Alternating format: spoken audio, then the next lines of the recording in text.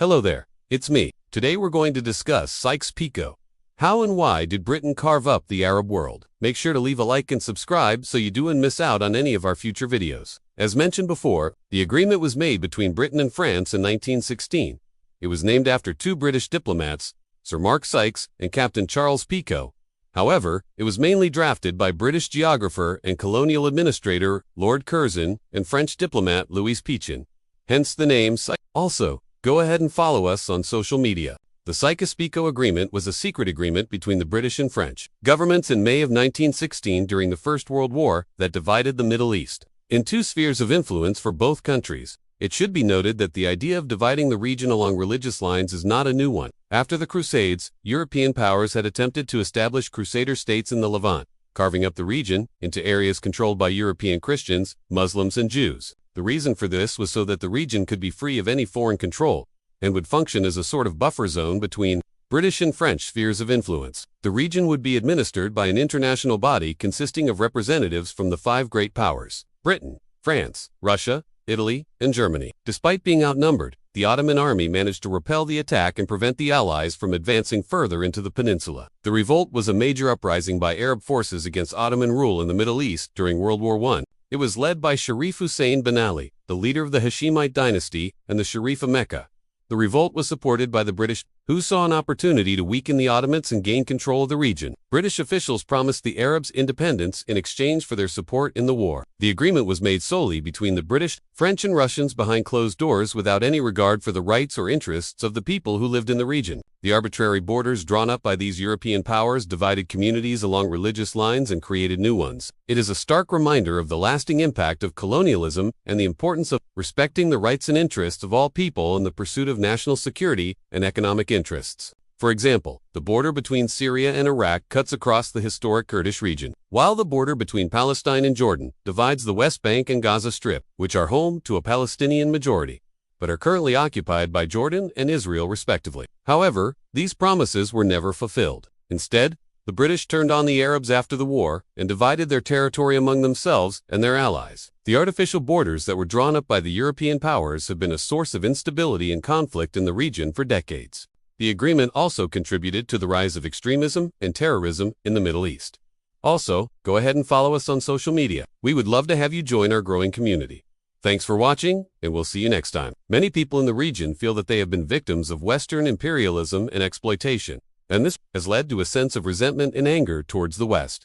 This has been exploited. Extremist groups such as ISIS and Al-Qaeda to recruit new members and carry out attacks.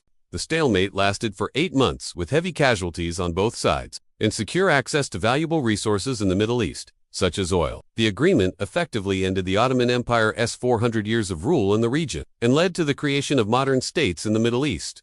The agreement also had a significant impact on the relationship between the West and the Arab world. The betrayal of the Arabs by the British, who had promised them independence in exchange for their support during the war, led to a lasting legacy of mistrust and resentment. This mistrust continues to have a major impact on the relationship between the West and the Arab world today. The region's strategic location between Europe and Asia also made it a key point in trade routes. The agreement also contributed to the rise of communism in Russia and the emergence of a new world order after the end of World War I. The Ottoman Empire's control over the region was seen as a threat to these interests, so the European powers took advantage of the empire's weakness during World War I to carve up the territory and establish their own spheres of influence. Eventually, the decision was made to evacuate the peninsula in early 1916. Failure of the Gallipoli campaign showed the weakness of the Ottoman military and convinced the British that they needed to take action, secure their interests in the region. This contributed to the eventual collapse of the empire and the carving up of their territory. However,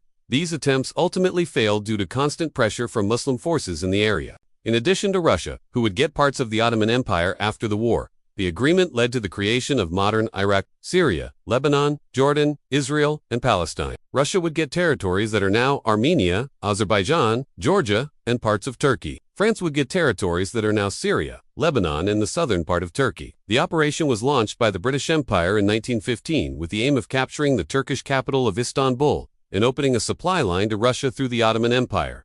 What went wrong? And Britain would get territories that are now Iraq, Jordan, Palestine, Israel, and the northern part of Turkey. The effects of this agreement are still felt today. Let's take a look at how this all went down. On May 16, 1916, Britain and France met with their Russian counterpart to sign the first points of the agreement, which would divide the Ottoman regions of the Middle East between them. At the time, the Ottoman Empire was fighting against the Triple Entente, which included Russia, France, and Britain. There was little to no concern about what would happen to the people living in those regions. The secret agreement stipulated that once the Ottomans were defeated in the war, the three European powers would carve up the region among themselves. A year later, he wrote a similar letter to the French government in support of a similar endeavor in Syria. These letters would later become known as the Balfour Declaration and the French Declaration, respectively. Specifically, it concerned itself with the territories of the Middle East that were controlled by the Ottoman government at the time. This would include modern-day Iraq, Syria, Lebanon, Jordan, Palestine, Israel, and parts of Turkey. It's important to mention that, at the time, the main goal of these European powers was to weaken the Ottoman Empire enough so they could defeat them in war.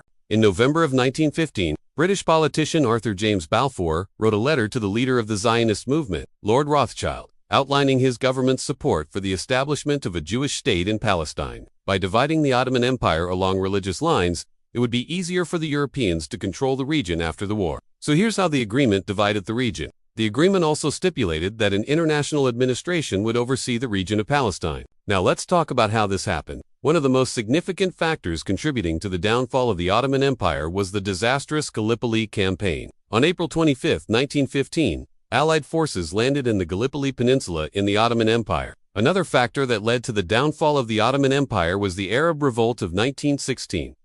And finally, there were economic interests at play. The European powers had long sought to expand their empires. The aftermath of the Sykes-Picot Agreement had a profound impact on the Middle East and the world. The impact on international relations was also significant. The agreement established spheres of influence in the Middle East and led to increased tensions between European powers. But what's even more interesting is that the vast majority of people who lived in the affected territories were not consulted or given any representation in the agreement. One of the most enduring legacies of the Sykes-Picot Agreement is the ongoing conflict in the Middle East.